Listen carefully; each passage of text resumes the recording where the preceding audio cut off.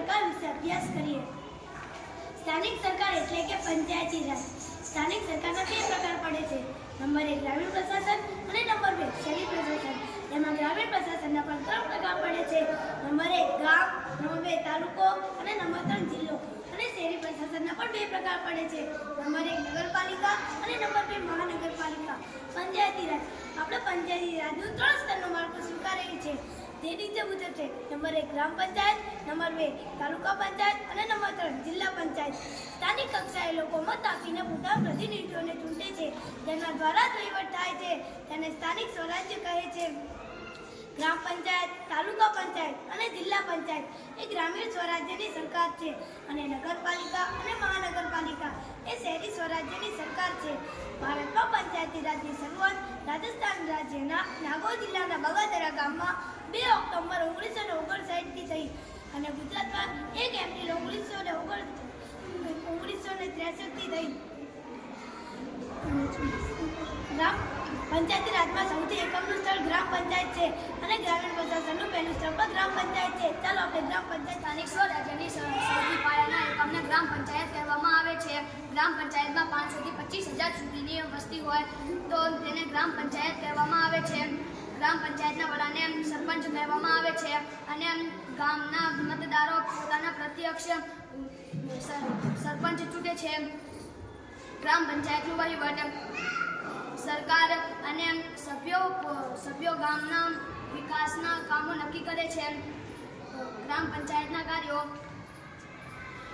ઘરના નંબર આપવા, જાહેર મિલકતની જાળવણી કરવી અને તાલુકા પંચાયત ગ્રામ પંચાયત પછીનું બીજું સ્તર તાલુકા પંચાયત છે। ચાલો આપણે તાલુકા પંચાયત તાલુકા પંચાયતની રચના તાલુકા પંચાયતમાં બેઠકો તાલુકા વસ્તીના પ્રમાણે નક્કી થાય છે।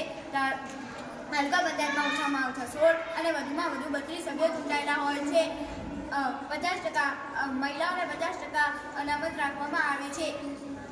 આ ચૂંટાયેલા સભ્યોમાંથી બહુમતીથી પ્રમુખ અને ઉપપ્રમુખની વરણી થાય છે।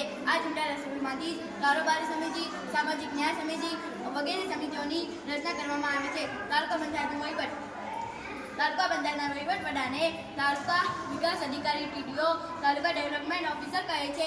તેમને નિમણૂક રાજ્ય સરકાર કરે છે। તાલુકા પંચાયતનું વાર્ષિક અંદાજપત્ર પણ તેઓ તૈયાર કરે છે।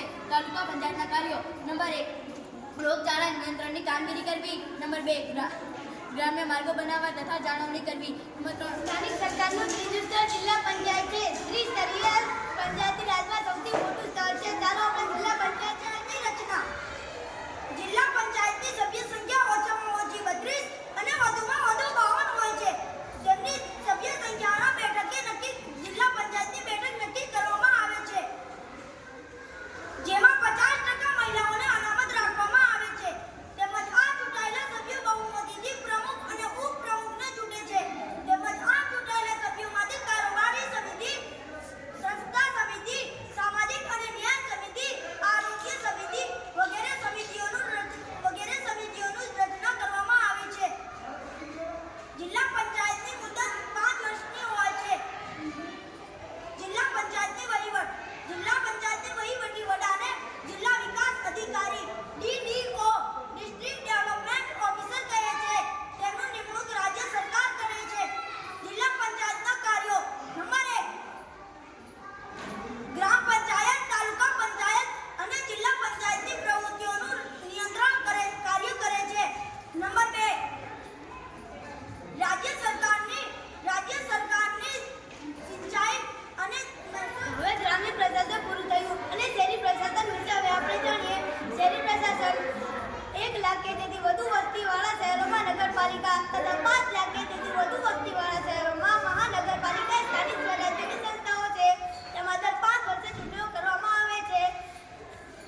નગરપાલિકા શહેરી પ્રશાસનનું પહેલું સ્તર નગરપાલિકા છે।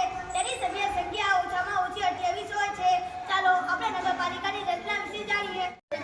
નગરપાલિકા વિસ્તારને વસ્તીના આધારે વિવિધ વોર્ડમાં વહેંચવામાં આવે છે। એક વોર્ડમાં 4 સભ્યો હોય છે, જેમાંથી 50% મહિલા અનામત સભ્યો હોય છે। જેમાંથી ચૂંટાયેલા સભ્યોમાંથી ઉપપ્રમુખની વરણી કરવામાં આવે છે। પ્રમુખે ચૂંટાયેલા વડા છે। તેમનો કાર્યકાળ 2.5 વર્ષનો હોય છે। નગરપાલિકાનો વહીવટ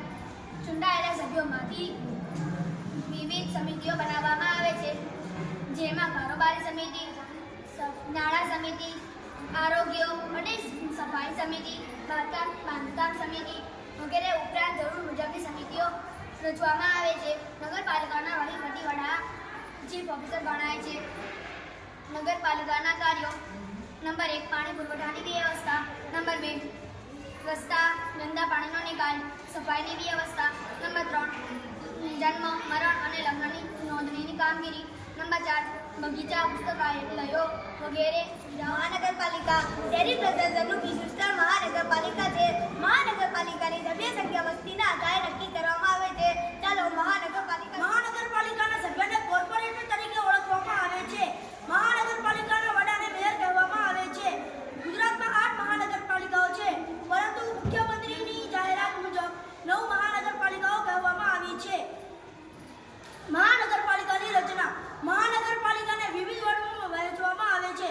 75,000ની વસ્તીએ એક વોર્ડ બનાવવામાં આવે છે, જેમાં 4 સભ્યો હોય છે. તેમાંથી 50% મહિલા અનામત સભ્યો હોય છે. શહેરના મતાધિકાર ધરાવતા તમામ મતદારોને ચૂંટણીમાં મતદાન કરી શકે છે અને પોતાના વિસ્તારના મહાનગરપાલિકાના વહીવટ: મહાનગરપાલિકાના ચૂંટાયેલા સભ્યોમાંથી વિવિધ સમિતિઓ બનાવવામાં આવે છે, જેમાંથી કારોબારી સમિતિ સૌથી વધારે મહત્વની છે. મહાનગરપાલિકાની નિમણૂક રાજ્ય સરકાર કરે છે. મહાનગરપાલિકાના કાર્યો: નંબર 1 જન્મ, મરણ અને લગ્નની નોંધણી કરવી, રસ્તાઓ બનાવવા, રસ્તાઓની લાઇટો લગાવવી. હવે શહેરી પ્રશાસન પૂરું થયું. હવે તેનાથી ઉપરનું સ્તર એટલે કે કલેક્ટર વિશે આપણે જાણીશું. કલેક્ટર જિલ્લાના વહીવટી વડા છે. તેઓ કલેક્ટર ઉપરાંત જિલ્લા ન્યાયાધીશ અને જિલ્લા ચૂંટણી અધિકારી તરીકેની કામગીરી કરે છે.